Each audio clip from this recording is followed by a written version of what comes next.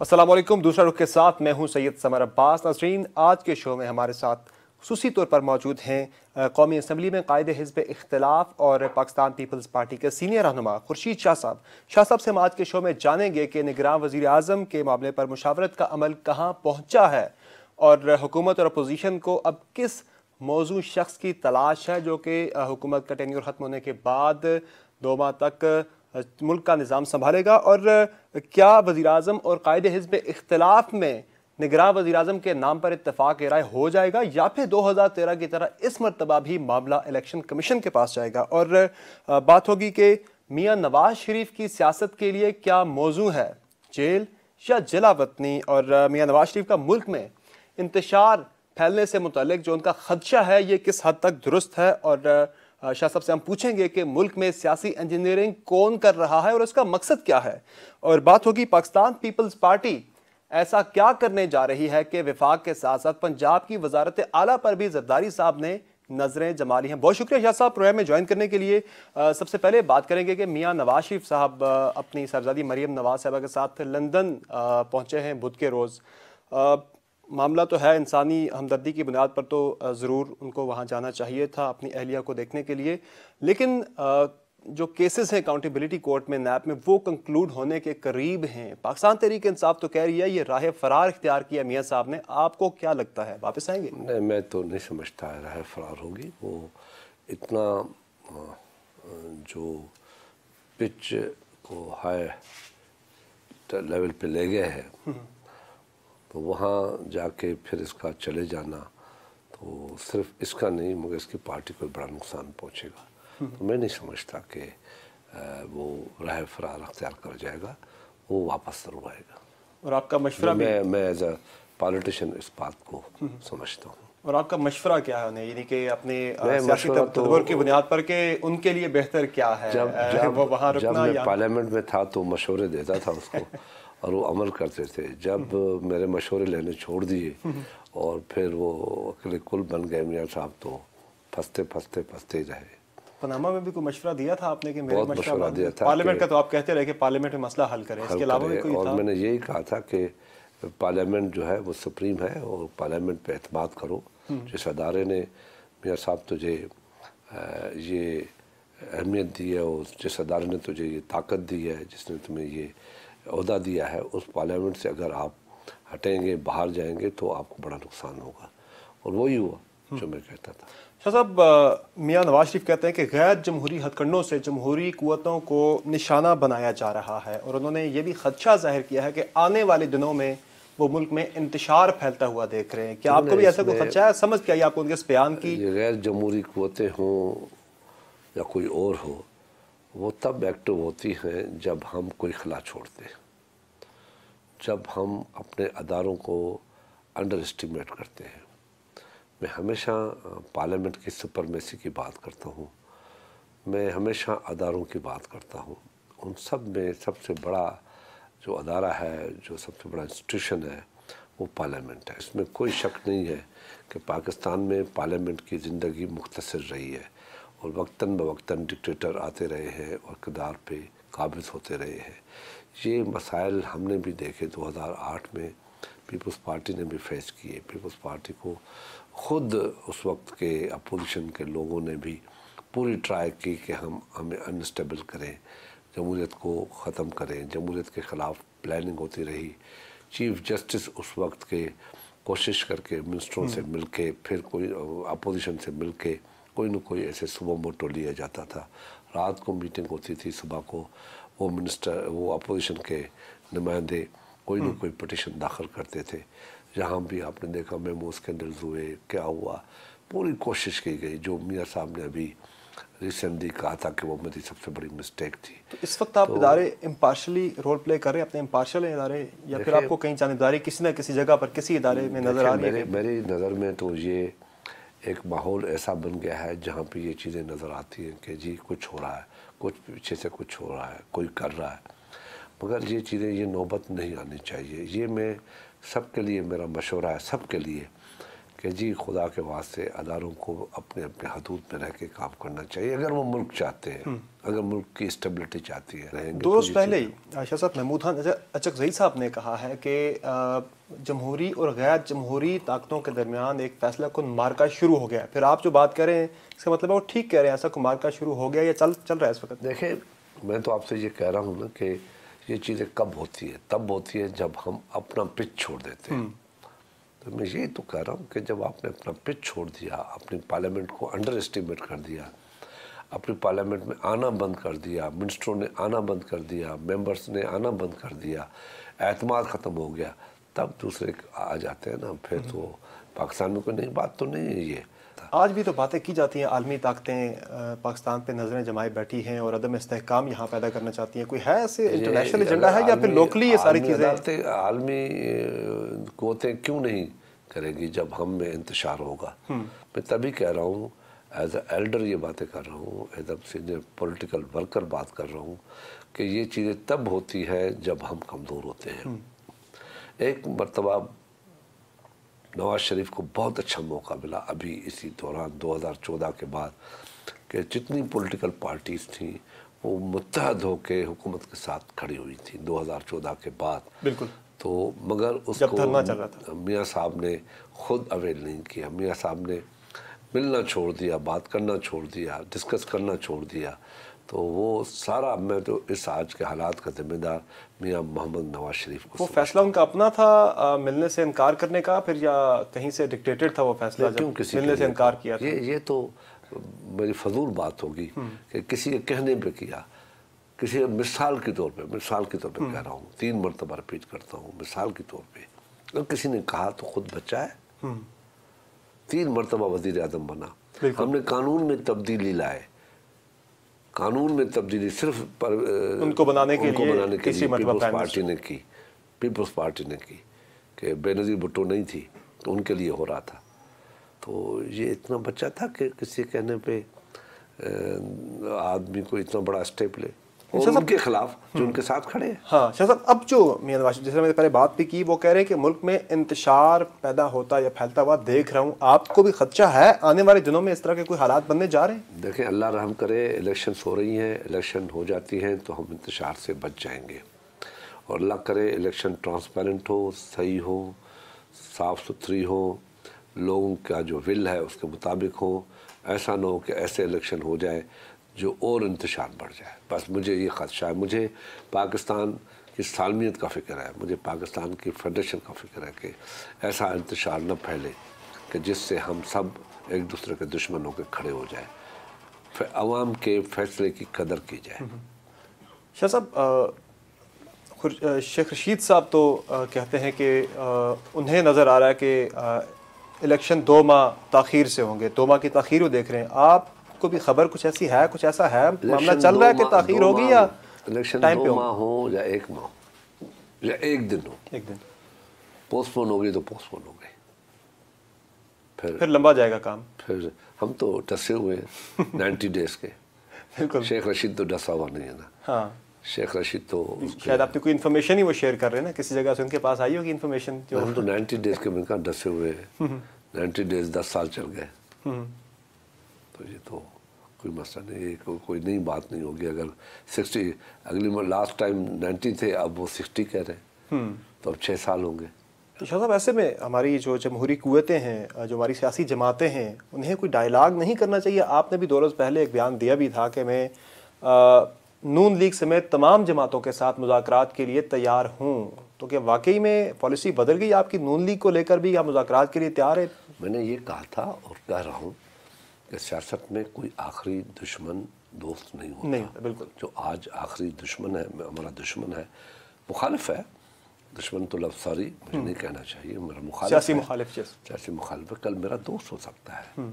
जो आज का मेरा दोस्त है कल जो वो कल मुखालिफ होता है। और ये सामने की बातें हैं। अभी मुझे तो इस पॉलिटिक्स में 50 साल के अलावा अंदर पार्लियामेंट के बैठते हैं मैंने काफ़ी उतार चढ़ाव देखे, काफ़ी मुलाकातें देखी हैं, काफ़ी रात के अंधेरों पर्दों में होती मुलाकातें देखी हैं। तो मेरे सामने तो वो सारी स्क्रीन पे चीज़ें आती हैं, मगर अल्टीमेटली हमने क्या पाया। मैं तब कहता हूँ कि ये सिस्टम चलने दे, अंधा लूला लंगड़ा चलने दे, ऐसे ऐसे ठीक। दुनिया में एक दिन में जमहूरियत नहीं आई थी। यूरोप में देखें, ब्रिटिश को देखें, कितने सालों के बाद प्रॉपर डेमोक्रेसी आई। आज की पढ़ी लिखी दुनिया, आज के पढ़े लिखे नौजवान सिर्फ किस सियासत पे जाते हैं? गालम गलौज की सियासत पे। बहुत आजकल पाकिस्तान में तो हम बहुत ज्यादा देख रहे हैं, ये ट्रेंड काफी रूज पर है। जितनी अच्छी गाली दो, जितना अच्छा एक दूसरे को बुरा कहो, उतना वो बड़ा लीडर है। जब आज की नस्लें, आज के नौजवान इस सियासत के पीछे जाएंगे, वो नहीं देखेंगे कि पीपल्स पार्टी ने 2008 में क्या किया। तो शाह साहब, इस बात को आप मानेंगे ना, इस बात को आप मानेंगे, ज़रा आप एक पॉलिटिकल फ्रेटर्निटी को आप रिप्रेजेंट करते हैं, तो इस वक्त जो हम देख रहे हैं हालात मुल्क के अंदर, किसी भी सियासी जमात के पास कोई तामीरी प्रोग्राम नहीं है। इंतखाबात करीब आ गए हैं, सिर्फ यह है कि मेरा दुश्मन चोर है, मेरा दुश्मन करप्ट है। नहीं है, किसी जमात ने अभी तक नहीं दिया। अभी तक जो जलसे हो रहे, सारे प्रोग्राम चल रहे हैं, उसमें तो यही हम सुन रहे हैं, तनकीद सुन रहे हैं। एग्रीकल्चर पॉलिसी दी हुई है, एग्रीकल्चर के हमने खुल के कह दिया कि हमारी पॉलिसी जो 2008 में थी वही होगी। उस वक्त की एग्रीकल्चर को देखें कहाँ पहुंच गई। हमने लेबर पॉलिसी दी। 2018 के इलेक्शन की बात करोगे, इसमें कोई तामीरी प्रोग्राम अभी तक जामे प्रोग्राम किसी जमात ने पेश नहीं किया। पीपल्स पार्टी ने दिया है, पीपल्स पार्टी ने दिया है। पीपल्स पार्टी खुल के दे रही है, मजदूर की पॉलिसी दे रही है। मजदूर की हमने पॉलिसी चेंज करके हमने मजदूर को तो हिस्सेदार बना दिया, मालिक बना दिया अदारों का। प्राइवेटाइजेशन पे नहीं गए हम। निगरान सेटअप के हवाले से बात चल रही है, मुशावरत जारी है आपकी वज़ीर आज़म के साथ। क्या इस दफ़ा आप कॉन्फिडेंट हैं कि मामला इलेक्शन कमीशन तक या कमेटी तक नहीं जाएगा, आप ही किसी मौजूद शख्स पर इत्तफाक की राय हो जाएगा आपके दरमियान? शाह साहब, मैं इंशाल्लाह मेरी पूरी कोशिश होगी कि जैसे पहले हमने फैसले किए हैं, हम ये मसला पार्लियामेंट के अंदर ही तय कर लें। इंशाल्लाह तय हो जाएगा इंशाल्लाह। और नाम तो मैं ज़ाहिर आपसे पूछ नहीं सकता, तहरीक इंसाफ ने कुछ नाम मीडिया के थ्रू आए थे, उस पर आपने काफ़ी ज़्यादा बरहमी का आपने इजहार भी किया था, अपने नाराज़गी का इजहार किया था कि मुझे अखबारात के जरिए पता लगी मुझे बात। मैंने कोई बरहमी नहीं की, मैंने तो जैसे अभी आपसे कह रहा हूँ कि वो सियासी जमात है, उनके अपने फैसले हैं। अगर उन लोगों ने अच्छा समझा है तो उन्होंने नाम दे दिए। स्टेक होल्डर पब्लिक भी तो है ना इसकी सबसे बड़ी, तो पब्लिक में नाम आने नहीं चाहिए ओवरऑल? बताएं, आप नाम अपने प्रपोज करें, पब्लिक में आए और फिर वो लोगों ने, मैं भी तो नाम दूंगा, आएगा ना। मतलब तरीका होता है ना उसमें कि मैं इसलिए नाम नहीं दे रहा इस वक्त कि जो मैंने पास 4 ऐसी ट्रांजेक्शन्स मेरे सामने से गुजरी है जिसमें मैंने देखा है कि जिसका नाम दे दो 1 महीना पहले उसका तो आप कबाड़ा कर देते। अभी क्या कर रहे हैं आप? जो लोगों ने नाम दिए हैं, कल मैं सुन रहा था रज़ाक दाऊद के सिलसिले में, ये परवेज़ मुशर्रफ के साथ फ़ोटो दिखा रहे हैं उसका और वो ओथ ले रहा है और कह रहा है कि ये PTI ने दिया है। परवेज़ इशरत हुसैन का दिखा रहा है कि ये गवर्नर स्टेट बैंक थे परवेज़ मुशर्रफ के ज़माने में। अच्छे लोग हैं, शरीफ लोग हैं, ईमानदार। 15 मई के करीब जाकर ही आप नाम जो है वो मंजर आम पर लेकर आए। तभी तो मैं कह रहा हूँ मीडिया वाले बड़े जालिम हैं, जिसको भी पीछे पड़ जाए उनका कीमा कर दें। तो इसलिए मैं शरीफ आदमियों का, ये सारे इज्जतदार लोग हैं। तसद्दुक़ हुसैन गिलानी है, उसके कर जिक्र सुन रहा था मैं। जनाब ये तो कुलभूषण के केस में जज है। अब कंट्रोवर्शियल बना रहे हो ना आप लोग, वो नहीं देते नाम, क्या अच्छा था, मुझे सीक्रेट कर लेते। इसलिए आप खुफिया रखना चाह रहे हैं नाम कि पब्लिक डिबेट्स में नाम? बिल्कुल, अभी खुफिया भी नहीं रख रहा, मेरे पास नाम नहीं है। नाम नहीं है अभी? फर्क है ना, खुफिया रखना इसका मतलब नाम है। पीपल्स पार्टी ने अभी तक कोई नाम ना पीपल्स पार्टी ने दिया है, ना नून लीग ने दिया है, कोई नाम अभी तक, और न ही क्यू लीग ने दिया है, न ही शेरपाऊ साहब ने दिया है, न ही किसी MQM ने दिया है। ठीक नाज़रीन, हमारी गुफ्तगू जारी रहेगी खुर्शीद शाह साहब से। एक छोटे से ब्रेक के बाद हमारे साथ रहेगा।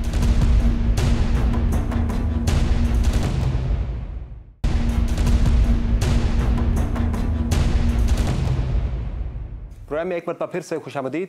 शाह साहब, आप मिले थे वज़ीर आज़म के साथ, उन्होंने जो अहम मुलाकात की थी चीफ जस्टिस ऑफ पाकिस्तान के साथ, उस पर कोई आपको एतमाद में लिया, कोई आपको बताया क्या? जी नहीं, मैंने बात ज़रूर की कि अगर आप वज़ीर आज़म के हैसियत से उनसे मुलाकात हुई, वो खुद गए थे वज़ीर आज़म उनके पास। बिल्कुल। तो क्या हुआ था, तो उसने कहा कि बस हमारी बातचीत हुई, ये हुआ, फलाना हुआ, वो। मैंने कहा जो असली बातचीत हुई है वो ज़रा बता दो, एतमाद में लो। उसने कहा कोई ऐसी ख़ास बात नहीं है। मैंने कहा जब बात छुपाई जाती है तो खुशबात बढ़ जाते हैं, मजाक में मैंने कहा। उसने कहा नहीं। मैंने कहा 2 घंटे में क्या आपने सिर्फ छोले भले दही भले खाए या कोई ऐसी बात की? कि 2 घंटे मुलाकात हो और हम कहेंगे कुछ नहीं हुआ। हाँ, तो ऐसी बात नहीं। मैंने कहा अभी मेरी 1 घंटे बात आपसे हो रही है, 1.25 घंटा हो गया है, बाहर जाऊंगा तो उसमें तो बताऊंगा ना कि मेरी बात क्या हुई। बिल्कुल। तो न बताऊंगा तो वो कहेंगे इसका मतलब बहुत खतरनाक बातें हुई है जो लुकाई छुपाई जा रही है। यानी कुछ है जिसकी पर्दादारी है, पीएम साहब छुपा रहे हैं कुछ। नहीं भी है, उनको बताना चाहिए इन चीज़ों के। जो चाहे उन लोगों ने यही बातें की हैं, उनको प्रेस नोट जारी करना चाहिए था हुकूमत को। अच्छा, आपने 2 रोज़ पहले पीएससी में बुलाया था चेयरमैन नैब को। हमें कुछ मेंबर्स ने ही नाम जाहिर ना करने की शर्त पर बताया कि कुछ सख्त सवालात मेंबर्स नहीं कर सके चेयरमैन नैब से। बाहर तो बड़ी बातें होती हैं, तमाम पार्टीज़ की रिप्रेजेंटेशन भी है, पीएससी में बड़ा सवाल उठता है नैब के किरदार पे, अंदर कोई बात नहीं हुई। मैं तो चेयरमैन हूँ, मैंने तो सबको फ्लोर्स दी। जो दायरे कार है पीएससी के और उसके दायरे कार के अंदर बातें हुई हैं, वो होनी भी चाहिए वो बातें। ऐसा तो नहीं है कि हम बैठ के सारी दुनिया के फैसले करें। वो भी ऐसा अदारा है जहाँ से करप्शन होती है उसको पकड़ते हैं। पीएससी भी ऐसा अदारा है जहाँ पे गवर्नमेंट के अंदर जो रूल्स और वायलेशन करके पैसा ज़ाया हो जाता है, फंस जाता है, दिया जाता है, उसको रिकवर करते हैं। और मैं बड़े अपने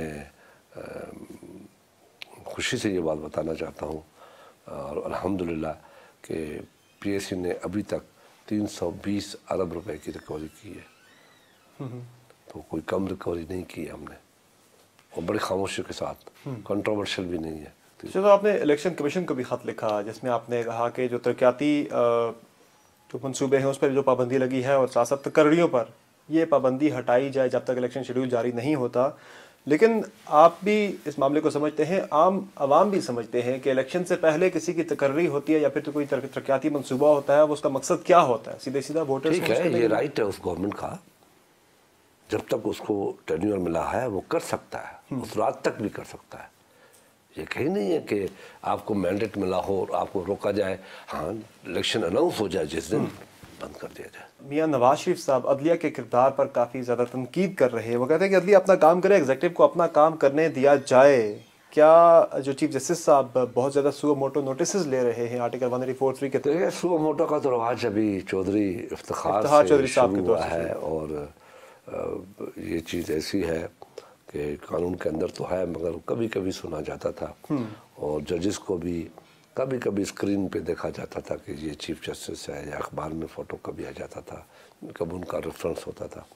आजकल तो नॉर्मल सियासतदानों की तरह उनको भी हम देखते हैं कि वो बात भी करते हैं, डिस्कशन भी करते हैं, मीडिया भी उनसे मिलती है, मीडिया उनसे सवालात भी करती है। मैं समझता हूँ कि ये अदलिया जो है इन चीज़ों में न पड़े तो अच्छी बात है। अदलिया नोटिस ज़रूर ले कि ये गलत हो रहा है, पेश हो जाओ, प्राइम मिनिस्टर आ जाए, ये गलत दुनिया में होता है, ये गलत हो रहा है, चीफ मिनिस्टर आ जाए। ये मैं नहीं समझता कि अच्छी बात है कि चीफ मिनिस्टर खुद जाके अस्पतालें, रोडें, कचरे देखते फिरे।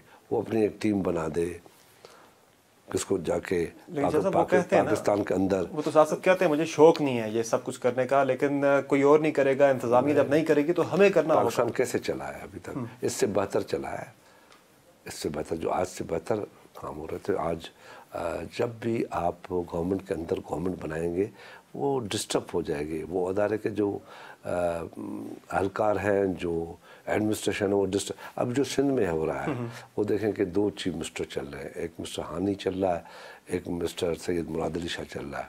मुराद अली शाह को भी वो तो वाटर बोर्ड के कमीशन लगे हैं, वो तो अभी 6-7 अभी वाटर बोर्ड की कमीशन में नहीं देखता, मैं तो बहुत कुछ चीज़ें देख रहा हूँ हो रही हैं। अच्छा। मगर नहीं तो उन्होंने उससे हट के भी चीज़ें कर ली हैं। वो बहुत नहीं, सारा दिन चीफ सेक्रेटरी कोर्टों में बैठा होता है, उधर बैठा होता है, ये नहीं है, ये सेक्रेटरी चेंज नहीं होगा, ये भी नहीं होगा, ये भी नहीं होगा।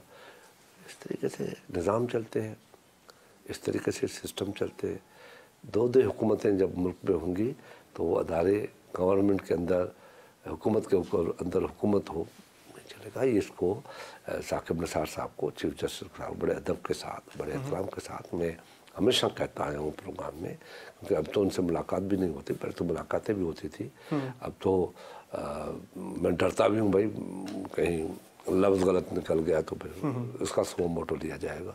तो जब ये मेरे जैसा बंदा लीडर ऑफ अपोजिशन भी डरे, खौफजदा हो, तो निज़ाम देखें कितना कंफ्यूज है, कंफ्यूज होगा ना, तब लोग कहते हैं, उंगलियां उठती हैं, तो ऐसा काम ही नहीं करो।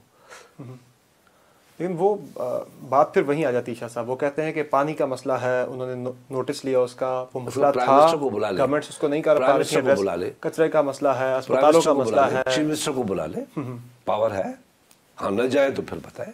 पहले क्या पाकिस्तान 70 साल नहीं चला है? देखिए ठीक चल रही, मैं इसलिए आपको बताऊं, कुछ रियलाइजेशन हो, माइंड न करें चीफ साहब भी। जब पाकिस्तान की पॉपुलेशन 3 करोड़ थी तो ये कचरा था। ये कहे ना शुरू से हमने प्लानिंग नहीं की। अब जिस शहर की कैपेसिटी ज़्यादा ज़्यादा 80 लाख 90 लाख की है, उधर 2 करोड़ लोग होंगे, तो कैपेसिटी की वजह से ये सारी चीज़ें हो रही है ना।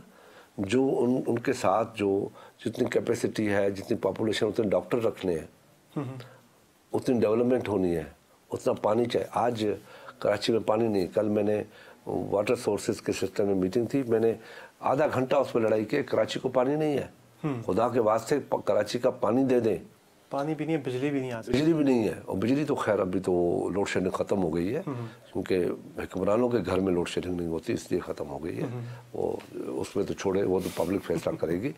मगर ये मैंने जैसे कहा, माइंड न करे, एहतराम के साथ, सद एहतराम के साथ। कचरा सिर्फ इसको कहते हैं जो ज़मीन पे नज़र आता है, जो अलमारियों में कैसेट पड़े हुए हैं। चीफ साहब को मैं सलाम करूं, जब वो चले जाएं किसी सेशन कोर्ट में, सेशन जज से पूछ ले कि सेशन जज साहब आपके पास कितने केसेस हैं, इस महीने में कितने केसेस चलाए हैं, कितने केसेस आपने कंप्लीट किए हैं, फैसले दिए हैं, बताएं। चीफ जस्टिस साहब हाई कोर्ट्स के, आपने पास कितने केसेस हैं, कितने चले हैं, कितने ख़त्म हुए हैं, अभी बकाया कितने हैं, सिविल कोर्ट में कितने केसेस हैं। लेकिन अवामी मुफाद के केसेस तो वो हफ्ते एतवार को लगा रहे हैं। वो कहते हैं जब मेरी छुट्टी होती है अदालती, उधर से मैं ये वाले केसेस देख रहा हूं। होते हैं क्या ये लोग जो केसेस डालते हैं अपने राइट्स के लिए, कोर्ट में कोई मुफ्त में जाता है? अपने हक के लिए अदालत में जाता है ना, दरवाज़ा खटखटाता है, मेरे साथ जुल्म हो रहा है, मेरी ज़मीन पे कब्जा है, मेरा ज़मीन ये ले गया, मेरा पैसा फलाना खा गया, मैं केस में, झूठे केस में इन्वॉल्व हूँ, मुझे बरी किया जाए, मैं बेगुनाह आदमी हूँ। मैं उनके केसेस 20-20 साल से पड़े, तो इसको क्या कहेंगे आप? हर चीज़ साफ होनी चाहिए। वो तो कह रहे हैं मैं अपने घर से इस्लाहात शुरू करना चाहता हूं, जुडिशल रिफॉर्म्स लेके आना घर से शुरू करो ना, कोर्ट से, अदालत से। मैं आई एम सॉरी, मैं लीडर ऑफ अपोजिशन हूँ, मुझे कहना चाहिए। अगर हम नहीं कहेंगे कि आखिर मुल्क का कौन सा बंदा है जो आके कहेगा? हमारा काम है पाकिस्तान के उन ताकतवर लोगों को ये बातें बताना, एहतराम के हद में रखते हुए। इज्जत और एहतराम से नहीं जाना चाहिए आदमी को। मगर ये चीज़ें भी हैं, लोग डिस्कस करते हैं, क्योंकि वो जो इन सब लोगों से, बड़े लोगों से मिलते हैं, वो कहते हैं जी कमाल है जी, आपने तो कमाल कर दिया। हज़रत अबू बकर सिद्दीक, हज़रत उमर फारूक, आपके इंसाफ के आगे कुछ नहीं था। आप वो खुश हो जाते हैं, क्योंकि आइज़ और ईयर्स वही लोग हैं जो उनसे मिलते हैं। नाज़रीन, यहाँ एक ब्रेक लेंगे, ब्रेक के बाद शाह साहब से हमारी गुफ्तगू जारी रहेगी। स्टे विद अस।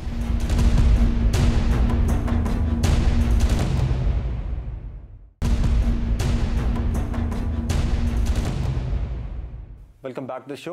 तो शाह साहब, नैब से मुतल्लिक काफ़ी सवालात उठते हैं, बात नैब से चली थी। नैब कानून में तब्दीली के लिए कोई है ऐसी प्लान, कोई नैब कानून तब्दील किया जाए? रिसेंटली तो कोशिश थी, बकौल वज़ीर-ए-आज़म शाहिद हक़ान अब्बासी साहब कहते हैं कि मुसवदा तक तैयार हो गया था, लेकिन पीपल्स पार्टी और तहरीक इंसाफ आ गई। नैब से मसला सबको है, काला कानून कहा जाता है, ऐसे डिक्टेटर का कानून कहा जाता है, लेकिन जब तब्दीली की बात आती है तो पार्टियां पीछे आ जाती हैं। शाहिद हक़ान मेरा दोस्त है, बहुत पुराना दोस्त है, मासूम है बेचारा, बातें कर जाता है, मेरी तरह लंबा भी है, बात भी कर जाता है। बात ये उनसे जरा इतना पूछ लूँ, ये वक्त नहीं है, क्योंकि अब मियाँ साहब किसी केसेस में फंसे, अब हम करेंगे, फिर कहेंगे कि पार्लियामेंटेंट सिर्फ अपने आप को बचा रहे हैं। हमने उस वक्त ये किया था 2009-10 में, हम इनके साथ कह के जो परवेज़ मुशर्रफ के नैब के कानून थे, आओ बैठ जाओ, हमने बना लिए, तय हो गया, फाइनल हो गया, साइनों पे गया, ये लोग भाग गए। एक 2013 में पूछ रहे हम नवाज शरीफ से, अगर कह दे ना झूठ है, मैं जुर्म दूंगा, मैं सियासत छोड़ दूंगा।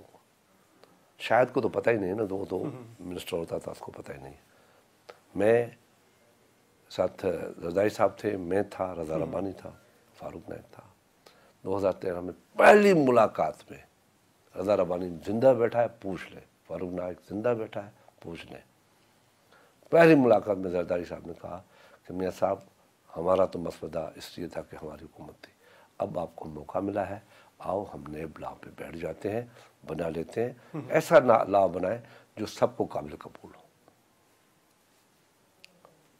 कहा ठीक है, ज़बरदस्त, बिल्कुल कमेटी बन गई। हमारी तरफ से रज़ा रब्बानी, फारूक नाइक, उनकी तरफ से जाहिद हामिद और अटॉर्नी जनरल। तय हो गया कि ये मीटिंग होगी। 1.5 महीने तक कोई बताता नहीं, बोलते रहे, कहते रहे, हाँ करते, क्योंकि उनका एक मिनिस्टर था, वो नहीं मान रहा था, जो आज भी नहीं मान रहा है। कौन सा मिनिस्टर नहीं मान रहा था? अब तो चले बातें खुल के आ जाए, ज़्यादा अच्छी बात है। नहीं, मैं अब क्यों नाम लूँ। तो उसने शायद जो बताया उन लोगों ने कि जी उनको कुछ रिजर्वेशन है। अब इस वक्त अगर वो ले आए, आप हमें मानेंगे इस बात को? कहेंगे ये अपने आप को बचाने के लिए लेके आ रहे हैं, कितना भी साफ हो, कितना भी अच्छा हो। तो मैंने कहा नहीं जी, मैं अपनी पार्टी में तब ले जाऊं जब पहले मैं कन्विंस हूं। मैं कन्विंस हूं आपके इस्लाह से, मगर टाइमिंग सूट नहीं करते। पब्लिक जानबूझ के भी कहेगी हाँ ये चोर हैं, तो बचा मुका वाली बात, मुका की बात शुरू हो जाएगा, जो और ये पीटीआई फ्रेंडली हो लगाती है जाएगी। मैं कहा नहीं, ये नहीं। यानी अगली पार्लियामेंट करेगी ये 62-63 का मामला भी है, ये नैब का कानून भी है। 62-63 है। क्या 62-63 के लिए हमने तरले नहीं किए इनके साथ।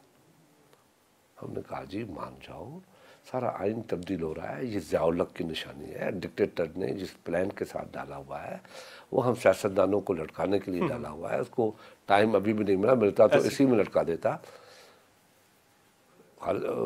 इसहाक डार साहब एग्री हो गए हमारे साथ, रज़ा और हमारे साथ। हम पीछे भागते रहे। इंतखाबी इस्लाहात जो भी रिसेंटली आई थी। नहीं, 18वीं तरमीम जब हम कर रहे थे तो उस वक्त ये मामला, अभी इसमें भी तो हमने भी कहा, इसमें भी अपने नवीद कमर ने कहा इसमें भी, चलो इसको तो मैं छोड़े 2 मुकाम। तो कहा नहीं जी, ये हमारे रूहानी पेशवा और हमारे रूहानी पीर और रूहानी हमारे उस्ताद और रूहानी हमारे लीडर ने ये चीज़ दी है, ये तो मैं कभी ख़त्म होने नहीं दूंगा। ये हमारे रूहानी लीडर की निशानी है। अब रूहानी लीडर ने मियाँ साहब को उसी की आड़ में आ गए, इसको उसको नहीं। लेकिन अगली पार्लियामेंट करेगी, तो 62-63 के बाद 62-63 का मामला हो, नैब का मामला हो, अगली पार्लियामेंट देखेगी। 62-63 तो उन लोगों ने हमारे लिए बना के रखी थी ना। मगर अगली पार्लियामेंट को ये राइट है कि आए। अच्छा, अगली पार्लियामेंट का भी आपको बता दूं क्या होगा अगर किसी को अक्सरियत नहीं हुई। नहीं जी, वो पार्लियामेंट भी कहेगी जो हुकूमत आएगी, नहीं जी नहीं, खबरदार, ये नहीं होगा, हम नहीं करने। ये फंसाना है हमें, खुर्शीद शाह को फंसाना है, ये जरदारी साहब को फंसाना है। इमरान हुआ तो कहेगा हुकूमत के लिए तो कॉन्फिडेंट है जरदारी साहब की, हमारी ही होगी अगली। नहीं, मैं एक मिसाल दे रहा हूँ। इनको फंसाना है, नवाज शरीफ को फंसाना है, तो फलाने को फंसाना है, तो मौलाना फजल रहमान को फंसाना है। उस वक्त हम फिर ये हो जाएंगे। यानी अगली पार्लियामेंट में भी आपको इत्तेफाक के राय बज़ाहिर होता हुआ दिखाई नहीं दे रहा। मैं तो कह रहा हूँ ना, पीपल्स पार्टी को होगा। मैं अभी कह रहा हूँ, ले आओ, हम उस पर राजी होंगे, चाहे किस पोजीशन में भी हो। सही, पीपल्स पार्टी आज कमिट कर रही है 62-63 पे। नाज़रीन, हमारी गुफ्तगू जारी रहेगी खुर्शीद शाह साहब से। एक छोटे से ब्रेक के बाद हमारे साथ रहेगा।